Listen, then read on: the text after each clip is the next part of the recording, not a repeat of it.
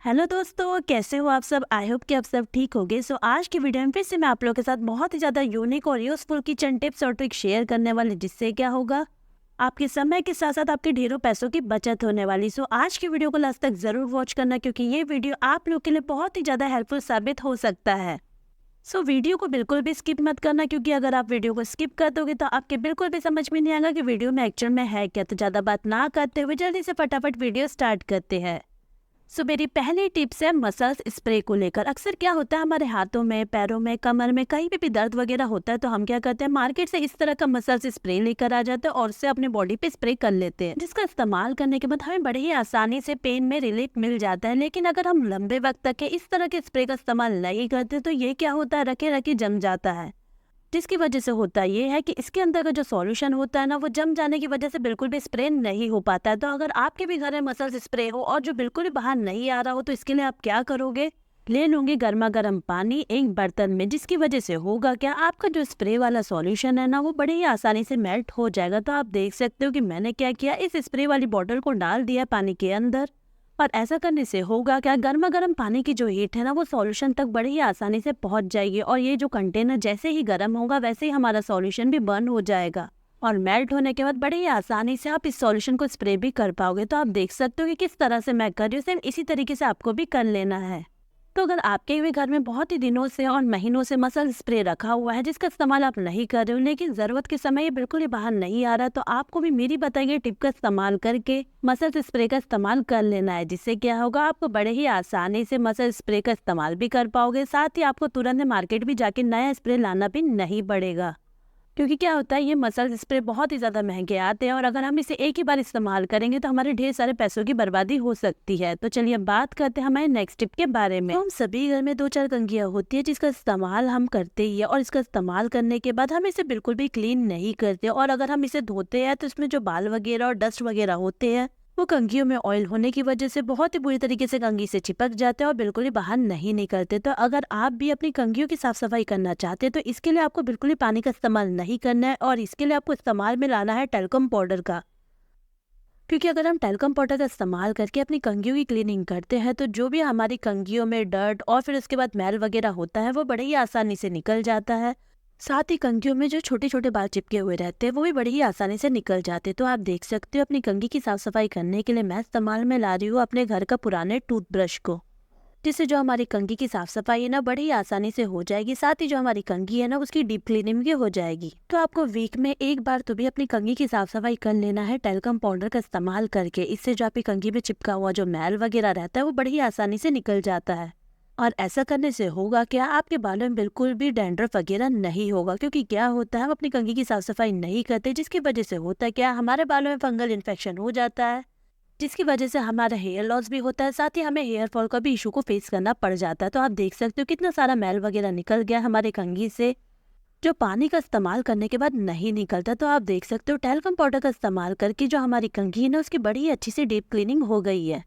तो आपको वीक में एक बार अपनी कंघियों की कुछ इस तरह से टेल्कम पाउडर का इस्तेमाल करके डीप क्लीनिंग कर लेनी है। तो अगर आपको मेरी ये टिप पसंद आई हो तो एक लाइक और शेयर जरूर करना। साथ ही आप मेरा वीडियो कौन से गांव, कौन से शहर, कौन से स्टेट से वॉच कर रहे हो, ये भी आप मुझे कमेंट सेक्शन में कमेंट करके जरूर बताना, ताकि मैं आपका थैंक्स कर सकूं, ताकि मैं ये भी जान सकूं कि मेरा वीडियो कहाँ कहाँ तक पहुंचा। तो चलिए बात करते हैं हमारे नेक्स्ट टिप के बारे में। सभी घर में तवे का इस्तेमाल करके रोटी वगैरह तो पकाई जाती है, लेकिन कई बार ऐसा भी होता है कि जो हमारी रोटी वगैरह होती है ना, हमारे तवे से जाके बहुत ही बुरी तरीके से चिपक जाती है, और कई बार तो हमारा तवा भी जल जाता है।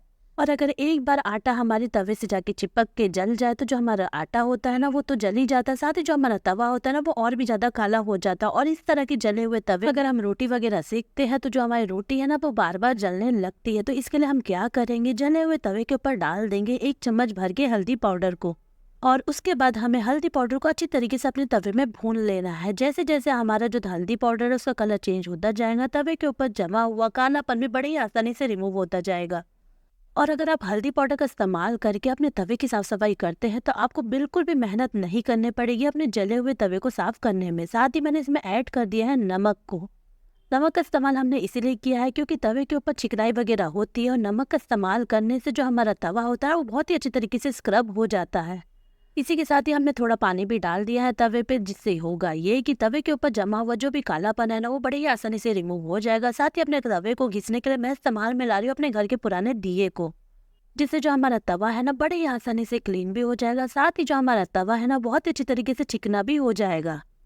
तो आपको अपने घर के जले हुए तवा या फिर अपने घर का जली हुई कढ़ाई वगैरह को साफ करने के लिए बिल्कुल भी स्क्रबर का इस्तेमाल नहीं करना है। इसे क्लीन करने के लिए आपको सिर्फ और सिर्फ अपने घर के पुराने दिए का इस्तेमाल करना है, क्योंकि जो हमारा दिया होता है उसमें मिट्टी के छोटे छोटे कण वगैरह होते हैं, जिससे जो हमारा तवा है ना उसकी साफ सफाई बड़ी ही आसानी से हो जाती है। तो जब भी आपके घर में कोई भी बर्तन वगैरह जल जाए तो उसे धोने और मांजने में आपको इस्तेमाल में लाना है दिए का। दिए का इस्तेमाल करने से आपके कोई भी बर्तन बहुत ही अच्छी तरीके से चिकने भी हो जाते हैं। साथ ही स्क्रबर का भी आपको इस्तेमाल नहीं करना पड़ता, क्योंकि जो हमारे स्क्रबर वगैरह होते हैं उससे जो हमारे बर्तन है ना वो बिल्कुल भी अच्छी तरीके से क्लीन नहीं होते हैं। लेकिन अगर आप इस तरह से दिए का इस्तेमाल करके अपने घर के जले हुए बर्तन की क्लीनिंग करते हैं तो आपके बर्तन बड़े ही आसानी से चिकने हो जाते हैं। तो चलिए बात करते हैं हमारे नेक्स्ट टिप के बारे में।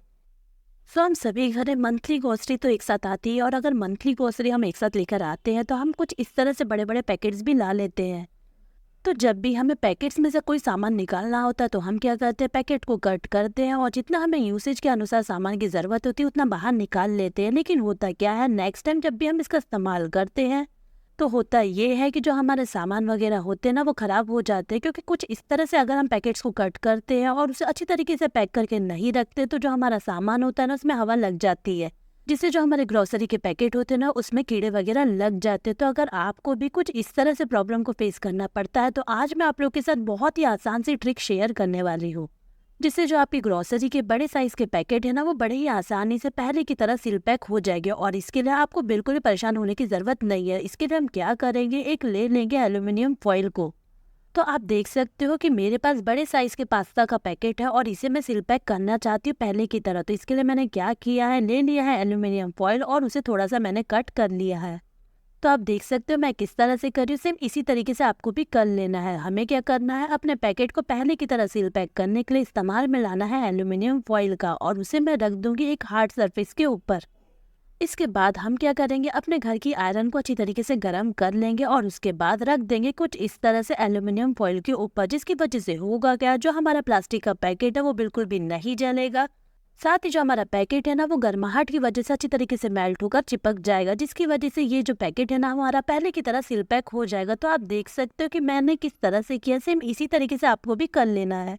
जिससे होगा क्या, आपके घर में जो भी ग्रोसरी का बड़े साइज का पैकेट है ना उसमें बिल्कुल भी एयर वगैरह नहीं जाएगी, साथ ही वो पहले की तरह सील पैक हो जाएगा। और ऐसा करने से हमारे ग्रोसरीज में बिल्कुल भी कीड़े वगैरह नहीं लगेंगे। तो अगर आपको मेरी ये टिप पसंद आई हो तो एक लाइक और शेयर ज़रूर करना। साथ ही अगर आपको मेरे वीडियो में से कोई भी टिप और ट्रिक पसंद आई हो तो वीडियो को ज़रूर लाइक कीजिए, साथ ही ज़्यादा से ज़्यादा शेयर भी कीजिए। इसी के साथ ही अगर आप मेरे चैनल में नए हो तो चैनल को जल्दी से जाके सब्सक्राइब कर लीजिए, इससे मेरे आने वाले सारे वीडियोस की जो नोटिफिकेशन है आप तक सबसे पहले पहुंचेगी। तो मिलती मैं अपने नेक्स्ट वीडियो में, तब तक के लिए बाय बाय।